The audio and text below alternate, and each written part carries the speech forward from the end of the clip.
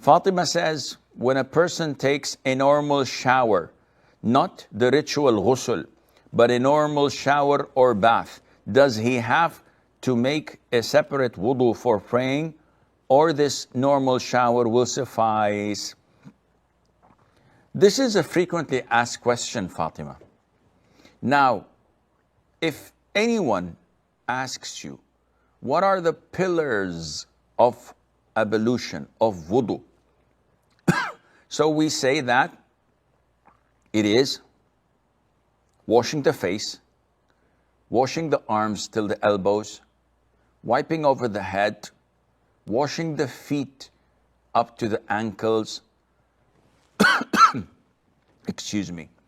The order, so the face, arms, head, feet, is number 5. And finally, the sequence, meaning that simultaneously, one after the other, you don't leave gaps. These are the 6 pillars of wudu.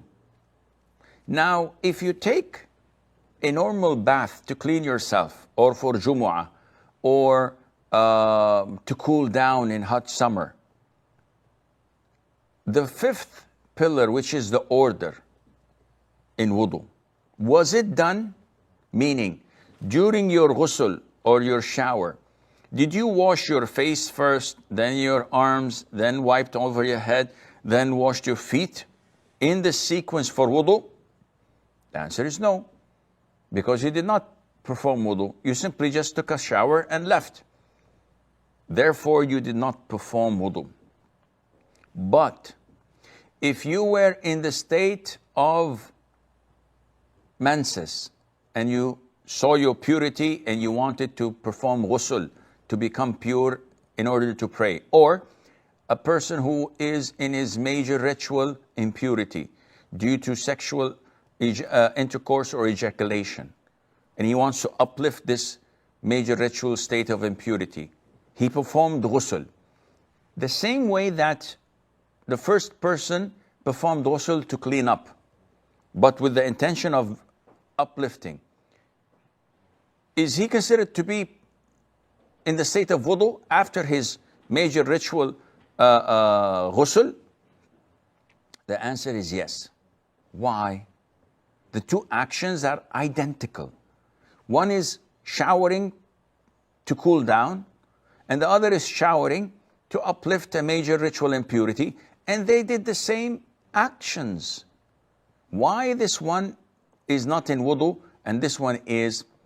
Because this one had just performed a major ritual ghusl, which uplifts his major impurity. And when the major ritual impurity is uplifted, the small ritual impurity is also uplifted, and the man is in the state of wudu. And I'll give you another example. I go to the masjid.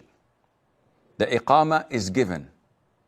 I did not sit 2 rak'ahs. I did not sit, and I did not also pray 2 rak'ahs of Tahiyyat al-Masjid. So I joined the imam. I prayed with him 2 rak'ahs. After the imam offers salam, the man next to me says, Akhi, how dare you sit without praying 2 rak'ahs Tahiyyat al-Masjid, the greeting of the masjid? So I said, this sounds logical. But then I say, no, I don't have to pray it because I prayed the fard, which is greater than Tahiyyat al-Masjid. Tahiyyat al-Masjid went in. A third example, or a second, who cares? In Hajj, I delayed the tawaf of Ifada, known as tawaf al-Ziyara, known as tawaf al-Hajj. All 3 names for one tawaf, which happens on the day of Eid onwards, which is one of the pillars of Hajj. If I don't perform it, my Hajj is invalid. So on the last day of Hajj, on the 13th, I finished everything, all the rituals, including the stoning. I go to Mecca. I perform 7 rounds intending that this is Tawaf al-Ifada, which is a pillar. And I leave heading back home afterwards immediately. Someone stops me and says, wait. Did you perform the farewell tawaf? The Prophet said, none of you should leave Mecca until or unless the tawaf is the last thing he does. So did you do that? I said, no. So then you have to slaughter a sheep because you've abandoned an obligatory act. The Sheikh says, no, you got it all wrong. The guy just performed a pillar, which is tawaf al-ifada. And this suffices for something that is smaller than it, like the farewell tawaf. So Fatima, in a nutshell, if you perform ghusl to uplift a major ritual impurity, and you swirl the water in your mouth and in your nose, you sniff it and you blow it out, then you have performed a correct ghusl and you are in the state of wudu. But if you play sports and you're all sweaty and you take a shower and you rinse your mouth and you rinse your nose, but not performing wudu, you are not in the state of wudu. And I hope this